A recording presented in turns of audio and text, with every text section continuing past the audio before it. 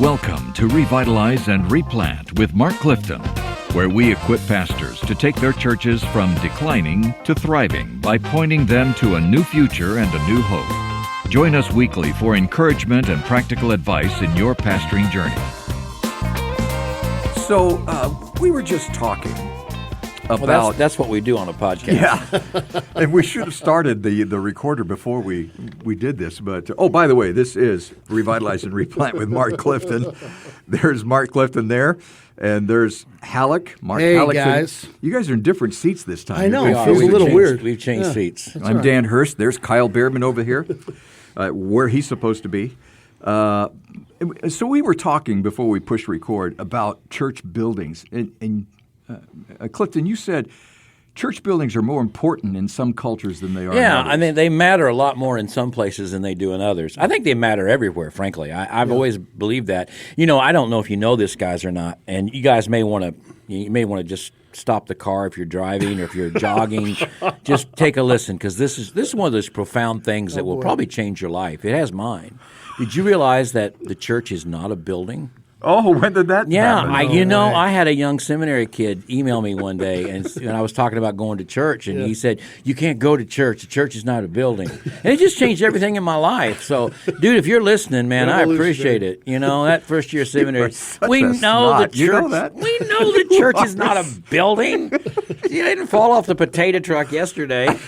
But that does not mean that buildings don't matter. Right. And I hear all the time, you know, in the first century they met house to house, they didn't have buildings. Well, I don't know. I'm not living in the first century in Corinth, all right? Right. I'm living in Kansas City, Missouri. I got to have my culture and my my context.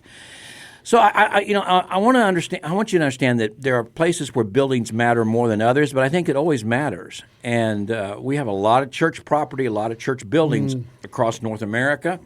And, you know, what are we going to do with those buildings? And why do we work see, sometimes in replanting, people go, what are you trying to save this old church building for? Yeah. And there's a lot of good reasons. So we're going to talk today about why church buildings matter. Yeah. And some church buildings matter more than others. And certain parts of the building matter more than others. That's right. And in certain cultural contexts, they matter more than others. Yeah. And architecturally, some of them matter more than others. Sure. You got to understand that architecturally, to a neighborhood, a church could be very important. It's part of the culture context of the neighborhood. So, now that we've bored you to death about this, it's going to get even more boring. So don't go anywhere. So no, this is really important because I mean, as a church, for example, in planting a church, that certainly is critical, and then in replanting. Yeah, you're basically dealing with something that somebody else, a decision that other people made. You got to have space. You know, last night we were at my house and we were looking at all the stuff I did in the 80s and 90s in church planting.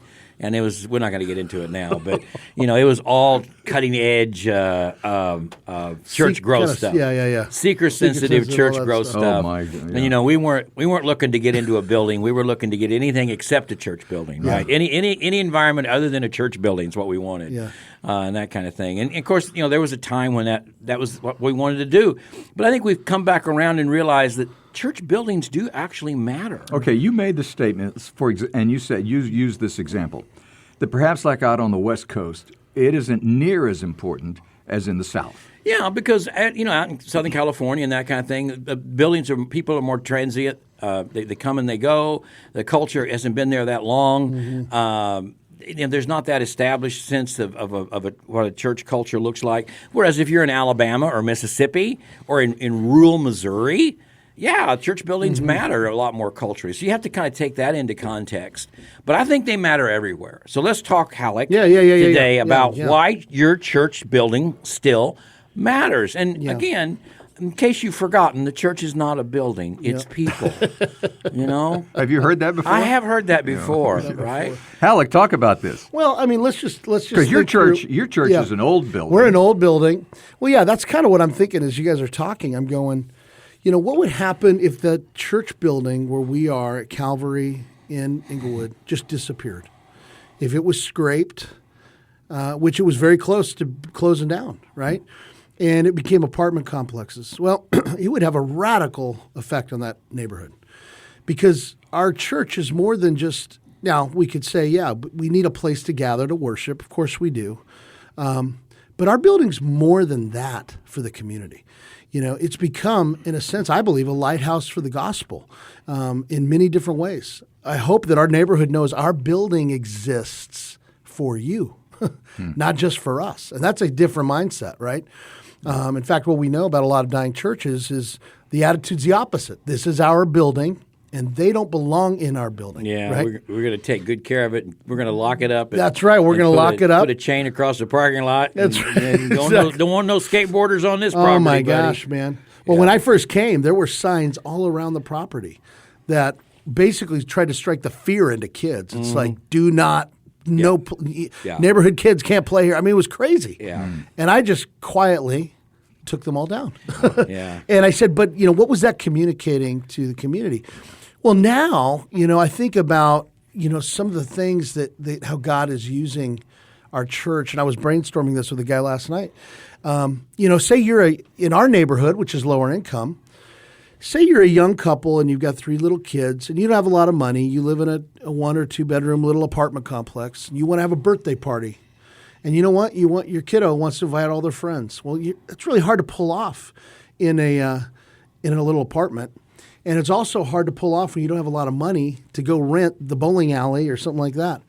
Well, what if our church, right, could be the place? Come on in. You can use our fellowship hall and you do whatever you want, And I look back and we've done that over the years. Yeah. And what that says not only to that family, but to those families and those kids, it says, what I hope it says is Jesus loves you and we love you. And we want to serve you. So I want to give you some key points on why your church building still matters. Okay. Number 1, are you ready? Every community needs a sacred space.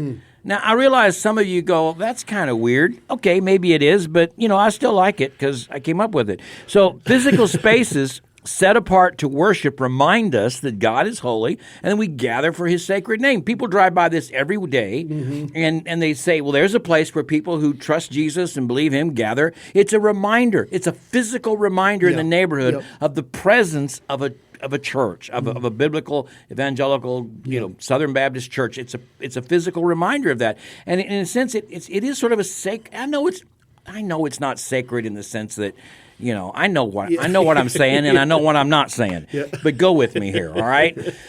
There's an identifiable place that goes, hey, hey, I've been to your church neighborhood. There's all kind of cannabis stores all around it, right? Over the place. Yeah. And I've been, where I am, there's all kinds of liquor stores everywhere. Hey, there needs to be a place in the community. Go, this is not a cannabis store. It's not a liquor store. Right. It's not. It is an actual sacred place where people gather to make much of Jesus on a regular basis. It's a Jesus place, and it's a reminder. And even the cross on the building or the steeple that points us toward heaven, even the architecture that's different than the other things is really important. And so I think we need buildings because communities need to have an identifiable sacred space. Yeah, I love that. I really do. Also, it's a place for corporate gatherings. Yeah. Like you said, the church has to gather somewhere. Exactly. And it needs to be a dedicated building for regular, consistent corporate gatherings of God's people. Now, I've been a church planter, and so has Dan, and it's really a struggle if you don't have a building. Are we going to gather in a school? Are we going to gather in a movie theater? Are we going to gather in a daycare center? I've had them in a funeral home. I've been everywhere in planting churches, and I agree. Once you're in the room, the Holy Spirit takes place, and it doesn't matter where you are, Jesus is there, and He's present, and all that. But I do think just the added challenge of bringing everything in, setting it up, knowing whether you can have it week to week, what happens if the janitor doesn't show up, what happens if they need the facility that week, the inconsistency of that. So having a building gives you a consistent place to gather. It's one less thing to worry about. Well, listen, here I was literally on the phone with a pastor 2 days ago is a church planter. Yep. And it's year 5 of their church plant. They are now in their second space, and it's tear down and put every week. And he called me. He said, "Mark, we've reached a point. There's 3 families now that have said they just can't keep doing this. Yeah, and they're looking at leaving their church. And that they're 3 important families. Yeah, and they're godly people, but they're exhausted by it. And so again, there's something with that. Here's the other thing I was going to say. And I'm all for, hey, that's great. If you are passionate about that kind of house churches, and I think there's ways to do that in really biblical, healthy ways. But one thing I've seen over the years, I've run into guys who go, man, I'm all about the house church. That's all I do. We don't need a building. We meet in homes. And then they start growing. Yeah. And they quit, and they'll come back and say, I've just been kind of rethinking the whole house church thing, and we kind of need a space. Yeah. So it's just kind of inevitable, I think, in a lot of ways. And then we need a space for the children, for kids. a safe environment for kids to be in, and those kinds of things. We need a place where we can have a meal if we need to have a meal. That's right. If we're going to have a funeral and afterwards we want all those kinds of things. So I know it seems like as obvious as a nose on your face, but you need a building to help facilitate the ministry. So number one, you need a sacred space. I think every community needs sacred spaces, an identifiable place. I think number two, it's just a corporate gathering place that just removes one obstacle, and you don't have to worry about it. And as a church planter, if we'd bring the trailer in, have to bring the coffee, have to bring the cups, have to bring the preschool equipment, have to bring the sound equipment, have to set up the chairs.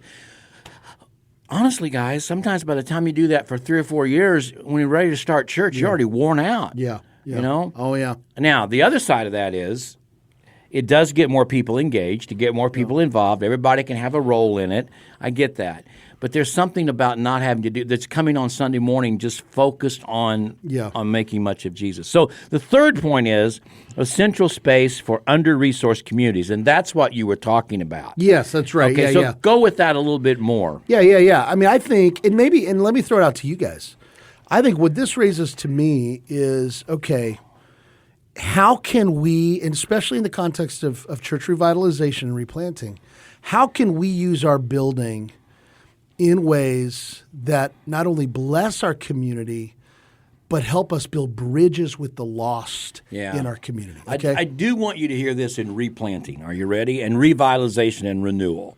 Many times, guys, the only real physical, tangible, not spiritual asset, but physical, tangible asset you have is often your building. Because frankly, many times the people remaining in that church are elderly. They don't have the strength they used to have. They don't have the courage they used to have. They don't have the drive they used to have. They're just sort of going through the motions. And so what you do have, though, is you have a building. Now, it may not be a great-looking building, but like in your case, Mark, you're not in a great-looking neighborhood. No, people so don't care. It fits, right? But it's a building. It's a building. Yep, and so right. you have to step back and go, wow, look at this. I've got 7,000 square feet, 8,000 square feet. I got a parking lot. That's right. I got a lawn. What can we do to leverage this for the kingdom? So let's just dream for a second. Let's just think it through. Well, you've already mentioned I shared about the birthday party. Yeah, well, let's don't pass over that. Most declining churches, you've got more Sunday school space than you're ever probably going to use again. Yeah. Because at least in the near future. So take some of those Sunday school rooms and turn them into birthday party rooms. Yeah. Paint the walls bright colors, put animals on the walls, bring in some fancy carpet squares and pretty stuff, and just put happy birthday on the wall and say we got a birthday party room. Yeah. And then on Facebook and Twitter and Instagram, say, hey, if your kid needs a place to have a birthday party, come. And you can go to our website, you can sign up, and if one of our members can host it, you got some rules. You can't chew tobacco, and you can't drink, and you can't smoke, and all that kind of stuff.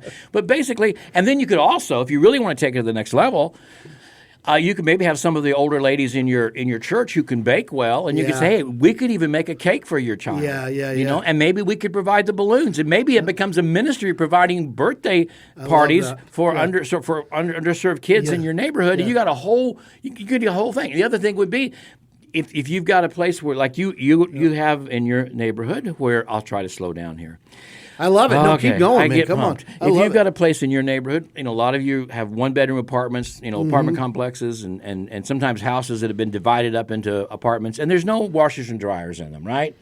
And so if you're a single mom or a single dad, you got to put 2 or 3 kids in the car and a week's worth of laundry, and you go to a laundromat, and you got to pump quarters in it, right? Yep. And you got to have the laundry, the cleaning, but even more than that, you got to take care of these kids while the laundry's being done, and then you got to fold it, and you got to, man, put some washers and dryers in one of those empty Sunday school rooms and let the people in your community know Thursday nights from 6 to 10 and Saturday mornings from 9 to 3. You can come and do your laundry for free, and we will watch your kids. And you may not have any children in Sunday school, but if you do that, you'll have lots of kids you can talk to Jesus about. And so find ways, and again, say, hey, if most dying churches have a kitchen and have a fellowship hall. Oh, man, a lot of times in neighborhoods, people don't have big dining rooms anymore. Yeah. So if Grandma and Grandpa have a 50th anniversary, say, hey, you can use our church building. Yeah. Look, I know some of your heads are exploding, your kitchen committee heads, and some of them, don't just come in and tell the kitchen committee lady, hey, I heard this on a podcast, and we're going to let people use, no, chill out a little bit. Yeah. Ease into this. Yep. But find ways to say, how can we make sure this building's being used literally every day of the week? That's right. I could go on and on, man. Here's some other ideas we've done. So one, Go for it. Sometimes churches, not every, but in the South, back in the, I don't know, you would know better than me, maybe 70s, 80s, there was a thing to build a gym. I mean, they all had gyms, yeah. But a lot of, again, I know not everybody listening has a big church like that, but there are a lot of dying churches struggling that have gyms. They believe the Family Life Center. The Family Life Center. You just build it, they will come. Yeah, that's right. And they didn't. And I go, well, they're there. It's like, well, man, with youth sports as popular as they are today, what if we could use this as a ministry outreach, especially to families who can't afford to send their kids to all these club teams and stuff? How could we utilize that for that sake? We've used rooms in our church to host things like Boy Scouts, Girl Scouts. We had a cheerleading, our fellowship hall, and we're not a big building, that. No. But we had a cheerleading team from one of the schools that needed space, and our fellowship hall ceilings are high. We said, come on in. You guys can practice here. And, I mean, it's getting creative. We had quilt clubs. We had Daughters of American Revolution. We had contact the nonprofits in your community and just say, hey, is there anything our church building could be used for?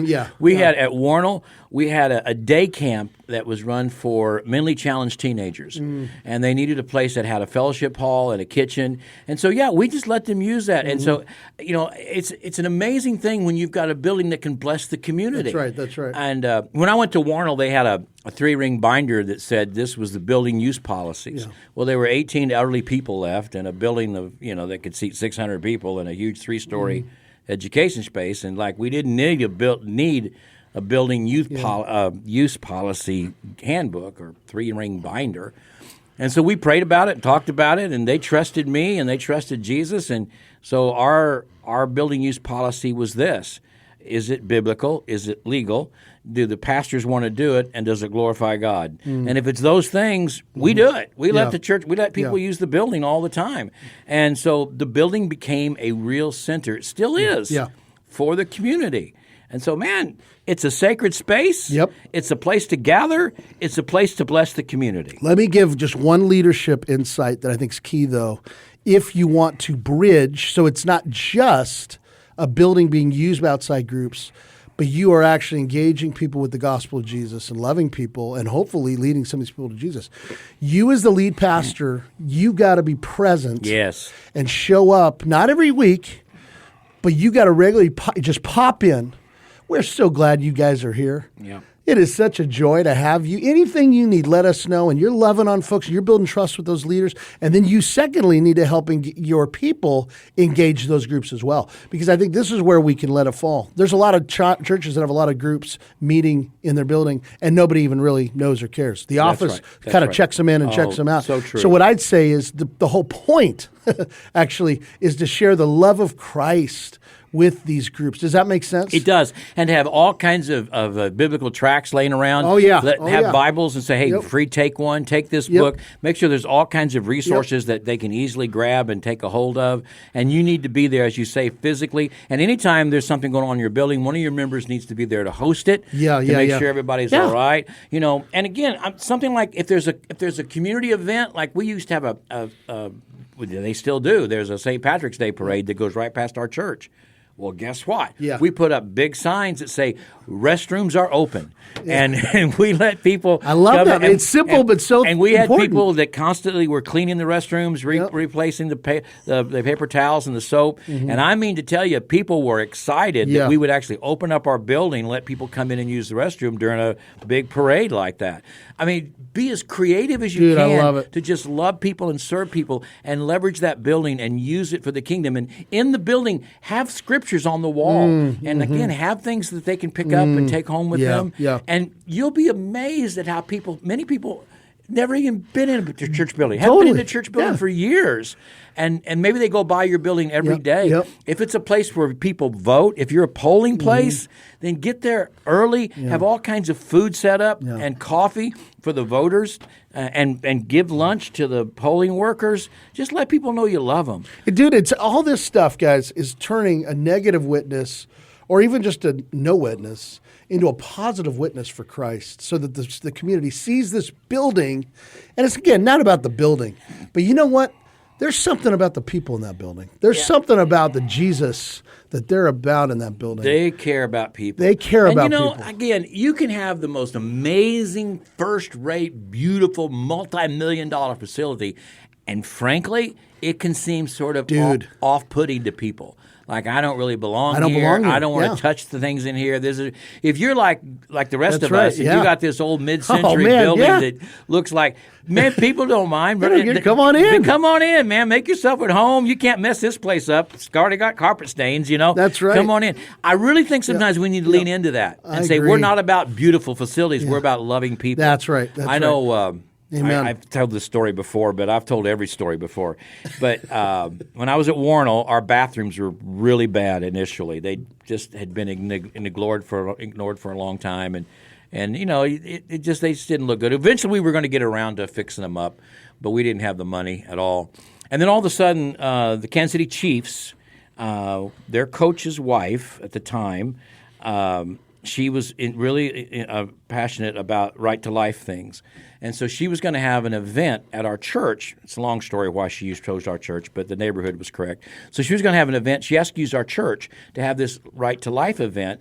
And many of the chiefs' wives were going to be there. Lamar Hunt's wife, who was still living at the time, was going to be there. Clark's Hunt's wife was going to be there. I'm thinking, oh my goodness, all these chiefs and their coaches are coming, and our bathrooms look terrible. And so I went to our elders, and I go, man, we got to update these bathrooms. Our elders go, Clifton, we don't have the money. Yeah. And I said, but they look so terrible. And so what we did is we put some signs in the bathroom, and we said, we know our bathrooms don't look the best, but we're choosing to use our money to bless our community rather than fix these up right now. And that made me feel better, all right? So it's like, we're aware this is a bad-looking bathroom, all right? But you know what? But the heart was right. The heart was right. Exactly. And I think people looked at that and said, I get that. Dude, I've told you, listen, I know we got to close this up probably pretty soon here, but what we've seen over the years in our church, and again, if you've never been to our church, it is the least impressive building you've ever seen. I would agree with that. I mean, it is everything about it. There's nothing cool about it. There's nothing, and yet, over the years, I think part of the reason the Lord has moved the way He has is our people have seen. We are thankful for this building. Sure, and you use it. We use it like crazy. But everybody, I can tell you how many young families will come in, and they'll say things like this, "Man, normally we would look around and go, this doesn't look," but what this screams is what you actually value. Yeah, people. Which is people, the gospel, mission, church planting. It's Right. not about the building. And so what is a negative has actually become a huge positive, especially for believers who are tired of a me-centered approach to church and Christianity that is not sacrificial. And so anyway, that's why I would encourage you guys listening. If you're like, man, our building's lame, that could be one of the best things you've got going for you. That's right. If you see it that way. Does that make sense? Right. So every community needs a sacred space. You need a place to gather for worship. But more importantly, the community needs a place where you can serve them through the use of that building. All right? That's why church buildings matter. And again, more in some cultures than others. I mean, if you're in a rural Missouri, rural Arkansas culture, you're going to, if you don't have a church building, that's a huge bar for you to try to go over to try to convince people that you're a legitimate church. And in some more places in urban settings, it's not as important. But if God has given you a building, lean into it and use it. All right. We had a hog roast at our parking lot one time. On purpose or an accident? On purpose. Okay. Well, I thought maybe something bad happened. And the whole point of that was I was brand new at this church at Emil Spring in Missouri. And I said, what can we do in our community to make a difference? Because it was kind of a rural area. So there weren't that many people close to the church building. And so the area was pretty spread out. And people really didn't know each other that well. The old timers did. Yeah. But there were a lot of new people moving into the area. And so one of them said, well, we got that parking lot. They can park there and commute from there. And I said, well, yeah, we can start it up as a commuter parking lot. You mean commuting to the city to work? Yeah, because we were about 20 some odd miles from the city. Yeah. And so we said, okay, set it up as a commuter. And when we put, let the community know. You want to use this as, park here and commute from here, that's fine. And so that worked. Well, then somebody got the idea, why don't we, since we got the parking lot, we've never had a hog roast, and we should have a hog roast. Well, at least, yeah. Because we're out in the country here. And I said, well, if you guys want to do it, let's go for it. Yeah. And one of the guys said, yeah, I'll fix I'll fix the hog and everything. Man, the word spread. We put flyers on all the windshields, Of the cars. Yeah, there you go. We're having a hog roast, coming up. And we packed that parking lot. Wow. Yeah, we couldn't pack the church, but we packed that parking lot. Yeah. Man, we had a hog roast like you wouldn't believe. Well, after it was all over with, and that evening, I lived right next to the church. The parsonage was right next to the church. This big old tanker truck moves up. Guy gets out, he gets out and he just starts spraying down the parking lot. Yeah. And I'd never seen this guy before, and I walked over and I said, hey, appreciate you cleaning it up. And he says, hey, Pastor, he says, sure enjoyed the hog roast, I didn't know who this guy was from Adam, know. But this was his place, He was cleaning it up. He cleaned it up for us, and then he started coming to church, and he cleaned the parking lot. That was his ministry. That was his really thing. Cool. Yeah. So your church building does matter to your community. Find ways that it makes a difference. We hope to see you again. We ought to have a video blog sometime. We should. Maybe not. But not today. That's a bad I'm choice. still in my Sorry. pajamas this morning. So, Thanks for joining us today on Revitalize and Replant. This podcast is brought to you by the North American Mission Board, where we help dying or struggling churches regain health for the glory of God and the good of their communities. If you found this conversation helpful, don't forget to subscribe to the podcast on your favorite platform. To learn more about becoming a replanting pastor or to explore resources about revitalization for your own church, visit churchreplanters.com.